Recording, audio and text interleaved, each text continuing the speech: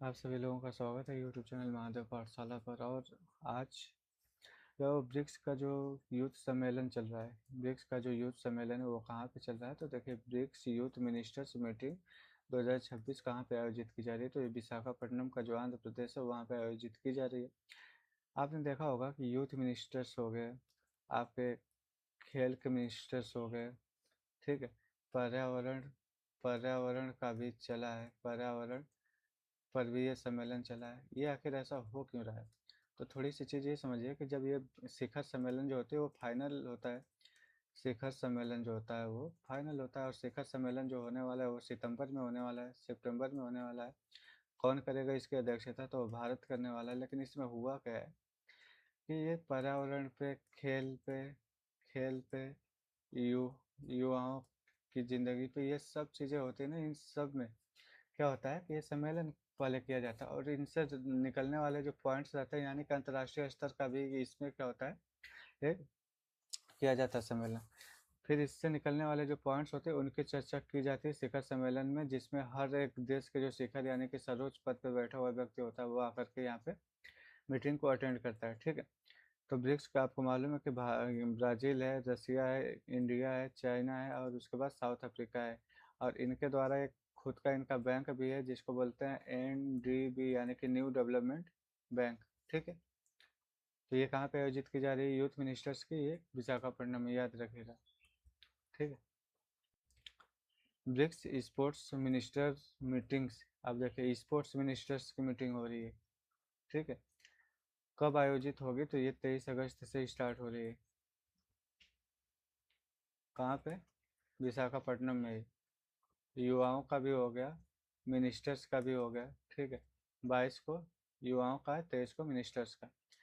BRICS 2026 की अध्यक्षता की थीम, यानी कि जो BRICS है ना, यही इसकी अध्यक्ष, यही इसका थीम भी है। जैसे बिल्डिंग से बी ले लीजिए, रेजिलियंस से आर ले लीजिए, आई इनोवेशन हो गया, सी कॉर्पोरेशन हो गया, कोऑपरेशन हो गया, सस्टेनेबिलिटी एस हो गया। देखिए ब्रिक्स बन रहा है ना, building for resilience, innovation, cooperation, sustainability, one earth, one family, one future, ये सब ऐसे ही है, ठीक है। तो ये इसकी थीम है। आरबीआई के अगस्त 2026 की जो मौद्रिक नीति है उसके अनुसार इसका रेपो रेट क्या रहने वाला है? रेपो रेट मतलब ये होता है कि जो आरबीआई है ये अपने नीचे, यानी कि जो किसी भी देश की जो केंद्रीय बैंक होते हैं वो अपने देश में अन्य जितने भी, जैसे एसबीआई हो गया, आपका पीएनबी हो गया, तो इन लोगों को जिस रेट पे क्या करती है, लोन देती है। तो मान लीजिए कि अभी जो लोन दे रही है वो 5.25% पे इनको लोन देगी। तो जिस जिस रेट पे देती है उसी को क्या बोलते हैं? रेपो रेट बोलते हैं, ठीक है। आरबीआई के अगस्त 2026 की जो मौद्रिक पॉलिसी है उसके अनुसार ये हुआ है कि नीतिगत रेपो रेट जो है 5.25 रहने वाला है, जबकि फाइनेंशियल ईयर 2026 और 27 के लिए जीडीपी का जो वृद्धि अनुमान है ना वो 6.7% रखा है। इसने अभी चेंज किया अपने इसमें, ठीक है। तो ये चीज़ें आप ध्यान रखिएगा। आरबीआई ने वित्त वर्ष 2026 और 27 के लिए एक वास्तविक जीडीपी वृद्धि का अनुमान कितना रखा है? तो मैंने आपको बताया कि 6.7% है, जबकि इसने अपने रेपो रेट में कोई चेंज नहीं किया है, 5.25% ही रखा है। छठी पॉजिटिव इंडिजेनाइजेशन लिस्ट में कितने रक्षा आइटम शामिल है? तो पहले ये समझिए कि ये जो लिस्ट है ना, ये एक लिस्ट होती है, और इस लिस्ट में ये कहा जाता है कि भाई इस लिस्ट में जितने भी आइटम है ये आइटम हम बाहर, यानी कि जो फॉरेन है वहाँ से हम क्या करेंगे, नहीं खरीदेंगे, ठीक है। इंडिजिनाइजेशन जो होता है ना, इसमें यही होता है कि ये जो आइटम है हम बाहर से नहीं खरीदेंगे, ये जो आइटम है ये हम भारत की जो कंपनी उनसे ही लेंगे। तो ये है टोटल 405 आइटम है। इसमें अगर देखेंगे तो कुल टोटल 405 आइटम है, जिसमें से अनुमानित जो व्यावसायिक क्षमता लगभग 3,070 करोड़ का है, जिसमें से डिफेंस या पब्लिक सेक्टर के जो है वो 389 आइटम है, जबकि इंडियन कोस्ट गार्ड के जो आइटम है वो 16 आइटम है।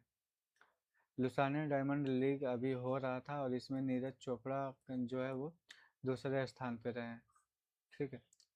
कितने मीटर का इन्होंने फेंका है, तो 88.05 मीटर का। जबकि पहले स्थान पे 88.14 पे रहे। कौन? रुमेश थरांगा पथिराजे। कहाँ के रहने वाले हैं? ये श्रीलंकाई है।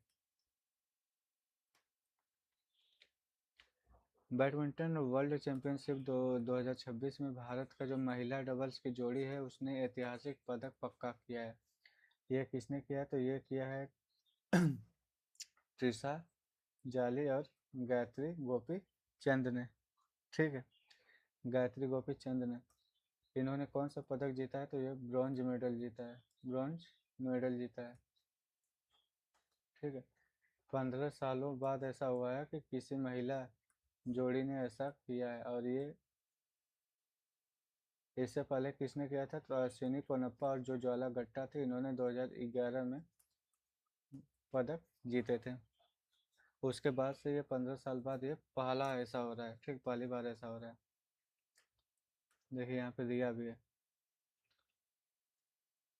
नेशनल स्पोर्ट्स अवार्ड 2026 में कितने खिलाड़ियों को अर्जुन अवार्ड के लिए चुना गया? तो देखिए टोटल जो 17 हैं वो अर्जुन अवार्ड्स के लिए चुने गए।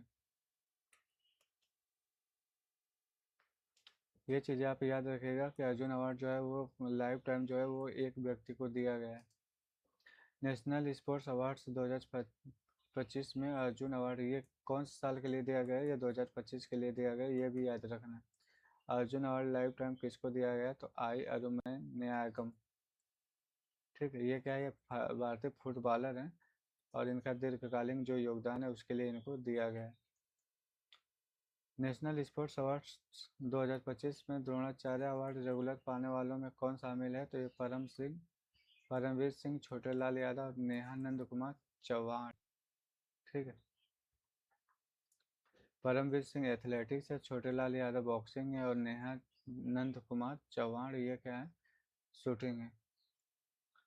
द्रोणाचार्य अवार्ड 2025 में लाइफ टाइम किन दो प्रशिक्षकों को मिला है? तो ये धर्मेंद्र सिंह यादव और वीरेंद्र कुमार को। फिर राष्ट्रीय खेल प्रोत्साहन पुरस्कार 2025 किसको दिया गया है? तो देखिए आर्मी पैरा ओलंपिक जो नोट पुणे है उसको दिया गया है राष्ट्रीय खेल प्रोत्साहन पुरस्कार। नेशनल स्पोर्ट्स अवार्ड्स 2025 में मेजर ध्यानचंद खेल रत्न अवार्ड के बारे में क्या सही है? तो ये देखिए ये इस साल के लिए किसी को भी नहीं दिया गया।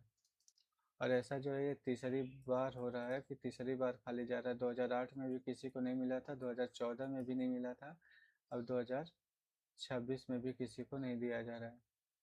यहाँ पे 6 साल का गैप था, यहाँ पे 12 साल का गैप था। ठीक, 6 और 12 याद रखिएगा। नेशनल स्पोर्ट्स अवार्ड्स 2025 में निम्नलिखित में से कौन सा अर्जुन अवार्ड विजेता है? तो ये कौन सा है अर्जुन अवार्ड विजेता? तो आपका ऑप्शन आपके सामने है। ठीक है, अर्जुन अवार्ड 2025 की सूची में जो बैडमिंटन से आपको मालूम है कि अभी त्रिशा जोली और ये गायत्री गोपीचंद है, इन लोगों ने क्या किया है?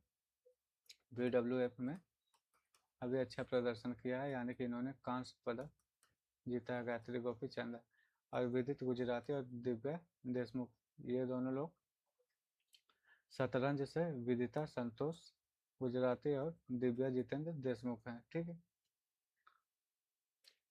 बैडमिंटन वर्ल्ड चैंपियनशिप 2026 में त्रिशा जाली गोपीचंद ने किस चरण में प्रवेश किया? तो इन लोगों ने किस में प्रवेश कर लिया? सेमीफाइनल में प्रवेश कर लिया था।